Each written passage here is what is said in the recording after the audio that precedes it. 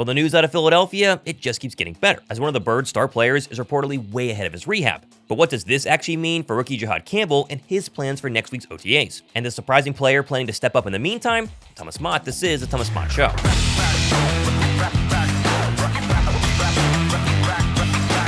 Eagles OTAs begin next week, and the storylines are really endless. From the new-look Eagles offense with an expected emphasis on the passing attack to year 2 of the sensational rookie duo of Cooper DeJean and Quinyon Mitchell. And while naturally we're all going to focus on who's actually on the football field, who's practicing next week, there's actually 2 players who are not going to practice at all that might be having a bigger storyline. First of which is rookie linebacker Jihaad Campbell, who we talked about on this channel before because he's at some unknown stage of his knee and shoulder rehab. But there's always a potential, and any sort of on-the-field drills will be a good sign next week. Campbell, though, has the benefit of being a rookie. He can pull the Cooper DeJean route and technically wait a few extra weeks or months and make sure he gets 100% before coming back healthy. Nakobe Dean, on the other hand, seems to be feeling a little bit of the pressure, and according to a new report from NBC 10 in Philadelphia, he's actually ahead of his recovery time in ways I don't think we quite realize. Dean suffered a torn patellar tendon during the Eagles' wildcard win against the Green Bay Packers just 4 months ago, an injury that, depending on the severity, can take as little as 6 months to even run again to as long as 12 to 14. With one doctor telling Philly Voice right after the injury this past January that, quote, "These aren't great injuries to have.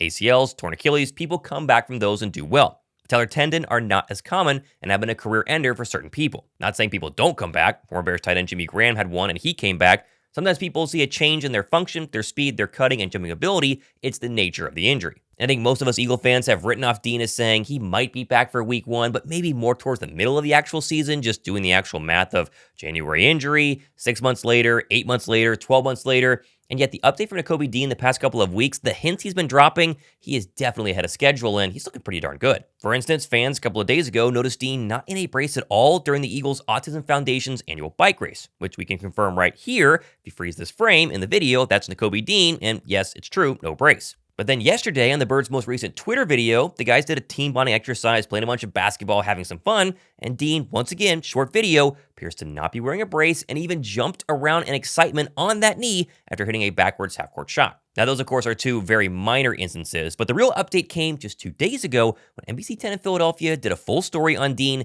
now taking up some ballet moves to help with his mobility and recovery on that knee. Now, he's not actually taking ballet. He's more working with a coach who has worked with ballet people in the past to make sure he has full mobility on his ankles, his knees, his leg, and does a ton of stretching drills during his time. But again, these are some seriously impressive moves for someone just 4 months removed from surgery on that knee, and again, all without a brace. I'm just going to say it. I'm not a doctor, but Dean looks way ahead of his recovery time, and the more 6-month recovery time could be in play here instead of the 12 to 13 to 14 months. And if 6 months is the date, well, 6 months removed from the surgery would be at the end of July, which happens to coincide with week 1 of Eagles training camp. Now, the million-dollar question is, will Nakobe Dean be ready for day 1 of training camp, day 1 of the regular season? Right now, again, we don't know, but the signs are looking pretty darn good.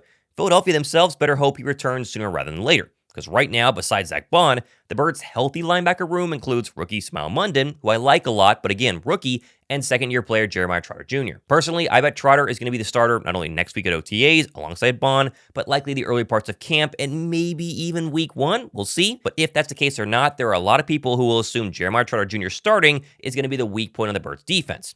The news of Dean possibly returning sooner than expected has got to be the best news we could have hoped for heading into OTAs. And of course, as many of you guys know, next week, I actually get to hang out with Nakobe Dean at the Philly Dogs ice cream party at the NovaCare complex. And by the way, for those waiting to see if JD, a subscriber, chosen to go with us, actually claimed the prize, he did. I've talked to him. He's going to be there. And so plenty more giveaways are going to happen in the future, but I'm expecting to get some little inside information from Dean himself on his timeline, and if I do, I'll share with you guys next week. Now, of course, Dean's health, Jihaad Campbell's health, the rest of the Birds linebacker room, this is a massive story, as we know, heading into OTAs, so why myself and Josh Davis went into a lot more detail earlier this week during our live stream and emphasized that if Dean comes back early, that's good news for the Birds. I'm super hyped. I know that we probably won't be until, could be late in preseason, just depending on the injury with Jihaad Campbell and his shoulder and stuff. There's no major concerns, but like once we actually see him out there on the field, but just because we've talked about this like a lot since the draft, even on the night of the draft, but like after the draft, the things that you can do, the creative possibilities on defense with Jihaad Campbell and Zach Bond is just why it's crazy. And so you give Vic Fangio that, and we've seen what he's done with other playmakers and other guys who are incredibly talented. I cannot wait. It is going to be phenomenal. Just get him healthy, get to the season, and I'm right there with you. Defensively, it would not surprise me. I think that, yes, it's incredibly difficult. We all understand it. But it wouldn't surprise me if all of a sudden, we're in November, December, we're talking about the number one defense in the NFL again, because they've got the core. They do have guys that need to step up, Keely Ringo being one of those. You get your able to hold down the other side. But Ringo, if he does that, you got Q, you got Coop, safety spot. I mean, hey, Andrew Makuba looks like a ball hawk like crazy. You're asking young players, but we've seen it before, and especially with Fangio. So I'm all for it. I cannot wait to see this effect. OTAs are going to be very interesting, though. I mean, they start next week, and then you get a little break, and then they're kind of first week of June as well. What does Jihaad Campbell do? Does he practice at all? He didn't do anything for OTAs, right? He's just standing to the side, knee and shoulder. I don't think we're going to see him out at OTAs, but if we got any sort of update, like Jihaad Campbell participated on the side, or Jihaad Campbell did a couple of one-on-one drills, that would be a big, big thumbs up for me, because Nakobe Dean, I think, is trending a little bit further ahead than people think. Anthony DeBona was at the Eagles Autism Challenge last week and mentioned that he's not wearing a brace right now on the knee, which is that is news, right? Everyone's saying it's this 8-9 month long thing. He's not going to be ready for week one. And so if you get either one of those ready for week one, that to me gives me a lot more excitement going forward with the defense, especially with Jihaad Campbell. Because right now I'm thinking Campbell's going to be this first quarter of the season before he comes back, 6-7 games in. We just don't know. We have no clue when he's going to play. And Cooper DeJean eventually worked out. Took him a while to play out there, but I kind of wish he would have been ready for week one, or he might not have lost against the Falcons and struggled against the Saints and stuff like that. Maybe it's the same for Jihaad Campbell. We won't see. But one of the big OTA storylines next week, 100%, is definitely seeing if Jihaad Campbell does anything and what that potentially could look like. Yeah, I'm very excited there. Also with Dean, like you mentioned, I can't remember who messaged this or DM'd this. I saw it on Twitter and then kind of followed up. But he did accept the invite to Devontae Smith's celebrity softball game. Yes, he did. Make that I saw what that you today. may, That so was again, that's like, okay, it's not a bad thing. It's certainly positive. But I'm also not like going to the extent of just because he accepted it doesn't necessarily mean like, oh man, he's full bore, like gonna running full speed. Right. As Anthony and I were talking about it last night, you and I, when we were there last year, like there's some players, the vast majority are just cruising. Like they're going through the motions and not really exerting a lot of effort. Now, if you're Isaiah Rodgers, you're going full bore and you're winning the home run derby and you're sprinting out there, making plays in the outfield and things like that. But Nakobe could be a present member and, I mean, he could just be at first base or something, right? Like he doesn't have to necessarily move, but it's still positive. He's being active. He's involved in the rehab. So we'll see. I mean, we'll take it at least as the positive that it is, but 100%. 100%. I think it's still definitely a positive. The fact that he's even going to be there walking around, oh, no doubt. Because this whole dislocated knee was really billed as a big, big, big loss. And he had it late in the season. And so I was like, but we'll see. You never know. Yeah. Modern medicine, this is a total off rant, but the NFL had been behind on some, physical therapy techniques, modern medicine techniques for a while. Aaron Rodgers has spoken about this, whether you like him or not, a lot. It's really starting to catch up. That's why you're seeing ACLs very strong whenever they come back from recoveries for the past couple of years. Achilles are the same way. I think we're starting to see a little bit more of a jump to the traditional timelines of 5 or 10 years ago. Yeah, they've certainly made improvements. I mean, it's like I could see Nakobe being, it wouldn't be a surprise like if he starts on the pup, right? But then I could see him eventually possibly getting the question is like, to what percentage? How long does it take him to get back to, whatever we say his 100% was, right? Like before the injury. Is it okay? He's able to get on the field, but he's 70%, and it's slowly working up over the next couple of months. Or, we've seen lots of different takes on it, but the general consensus seems to be it's not really until that second season that you're following up that you're back to 100%. If you're going to be back to 100% explosiveness, because the Eagles have brought in guys that I know it's different positions, but they brought in guys of Caden Stearns who had the same injury, and there's a reason that he's not been able to land anywhere because it's like you just can't get back to that same level. He's failed physicals, he's not been able to stick, he's landed on practice squads, but then still getting cut. So I'm hopeful. We've both said that, very hopeful. If anybody can prove someone wrong, it is Nakobe Dean, and you never know because everybody heals differently. But it is still the uphill battle. Well, guess who's going to get a first-hand knowledge of Nakobe Dean's current status. It's us next Tuesday at the NovaCare Complex. We will be with Nakobe Dean. And That's so we true. can straight up ask, like, just give us a timeline, and maybe he'll give us one. So how are we looking? We're going to be there. I feel like it'll be the generic, we're rehab. We're getting good. We're feeling good. Okay. Getting better.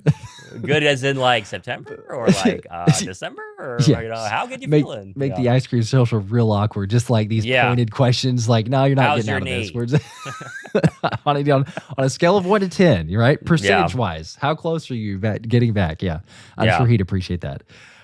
Garrett with a 20. Let's go. Says, I'm really happy the ban didn't go into effect, not because of the tush push, but the other headaches of a rule like that brings. It would have been funny, though, to watch the Eagles still run over defenses with a basic quarterback sneak, because they have. They've been 92.9%. Was, I think, 2021 before they went to the tush push. But, yeah, I'm all for that. I mean, it changes things when you start doing it. I put it on my show today. I have the clips from 2021 when they were just running quarterback sneaks and how successful they were. So we don't know exactly when, I'm sure someone could figure out the exact game they started pushing. But I think someone could really analyze the brotherly shove and try and see where Jalen is before he gets shoved and how often he's a yard past the offensive line. There have been times where he doesn't initially get the first push and then they shove him across.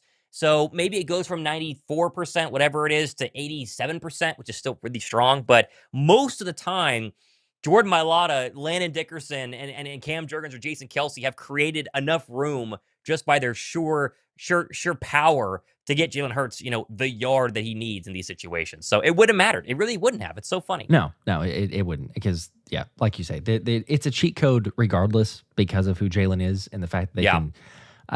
We've seen it how many times. Like, it's the entire offensive line, but to me, it's that left side of Landon Dickerson and Jordan Mailata. It's like Landon Dickerson kind of holds up everyone, and Mailata comes with like a just completely wipe the table. Like everyone just moved to the right side, and then Jalen just falls into the void that's created. So, I think regardless of whether or not he's being pushed, it's a 90% conversion.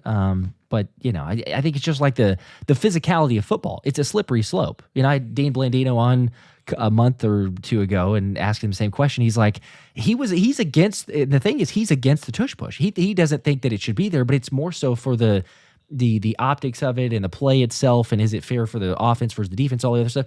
But in terms of the play in particular, he's like, look, I don't think it should be banned because it's one team is so good at it. And so I think that's just what it comes down to, is it's a slippery slope when you start saying, well, that's a penalty or that's not allowed. But what about these other, quote unquote rugby scrums that we see when, a guy goes 5 yards and then both teams converge on the player, and then it's just this tug of war until all of a sudden they either gain a first down or they don't. Like, there's just so much that goes along with that. So great point. Great point. 100%. Yeah, I agree. Jorge says this will be Josh's and Thomas's last ice cream social for being so pushy. Probably so. Probably so. Yeah. The Eagles autism people just come in and they're just like, they're like, this was a mistake. It's getting awkward. It is always funny because we've now run into enough Eagle players to kind of see which ones recognize us and which ones don't. Like, they're very clear which ones have no. Saquon Barkley had no idea who we were whenever we met him. Now, that was preseason, so maybe he does now, right? Sure. Come on. Yeah. AJ Brown knew who we were. I mean, I have it on video. I mean, he literally was like, I know who you guys are. You got Thomas Mott, whatever. But it's funny to see which ones know who we are, which ones don't. Nolan Smith, I don't think knows who we are. Nolan Smith's people know who we are. I don't think Nolan Smith, when we met him, knew who we were. But we're going to see which one of the Philly dogs, if any of them do. So it'd be kind of fun to be like, hey, what's up? And they're like, just normal. Or they're like, you guys are the YouTube guys. So that'll be fun to see. It would be nice. But, doesn't matter. I'm not holding it's just out. Fun to see. No, yeah. But it is. Because, the occasional for guys that are like, oh, yeah, hey, I've seen some videos, like popping on the stream. Sick. So like Zay did last year. That was fun. Daniel with a 5. In 2024 offseason, Ringo was starting across from Slay in practice, and Q eventually won the job. Ringo isn't a concern. It's time to show how good he is. There's a supporter for Ringo. I agree. Again, we'll be with Ringo on Tuesday. Ringo was the guy going into training camp, and he was the guy for a lot of weeks. Every week in training camp, if you've not watched our shows, we're telling you what people are seeing, and every single day for the entire training camp was like, who's starting on the outside opposite of Slay? Because they had Q, they had Zay, and they had a rookie in Quinyon Mitchell. And it was like they would rotate them, but there was a very clear pattern of like, Ringo's getting the reps. And we talked about Ringo. And then there was just like a random week. It was like 2 or 3. It's like, Zay's kind of getting the reps. And then it was Zay for a while. And then at the end, it was like, no, I think Q's getting the reps. But maybe that was more because they wanted to see Q in an actual preseason game where he played very well in the New England game. He was fantastic. And then they were like, he's been better all along. We don't know. But for a while there, Keely Ringo was winning, supposedly, that battle. And so that would tell you with an extra year now and, more to learn and obviously trying to get better and better. And he did play some snaps at times that this could be his year to go ahead and pop. And look, it took Nakobe Dean kind of a while, right? Nakobe Dean would have a flash, then he would be and then he'd get hurt. Keely Ringo has had flashes. He's had some ups and downs.